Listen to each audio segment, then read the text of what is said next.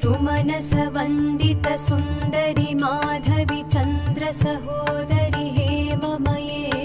मुनिगणवन्दित मोक्षप्रदायिनि मञ्जुलभाषिणि वेदनुते पङ्कजवासिनि देवसुपूजित सद्गुणवर्षिणि शान्तियुते जय जय हे मधुसूदन कामिनि आदिलक्ष्मि सदा पालय माम् जय जय हे मधुसूदन कामिनि आदिलक्ष्मि सदा पालय माम् ऐकलिकल्मषनाशिनि कामिनि वैदिकरूपिणि वेदमये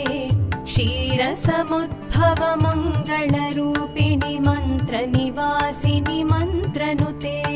मङ्गलदायिनि अम्बुजवासिनि देवगणाश्रित पादयुते जय जय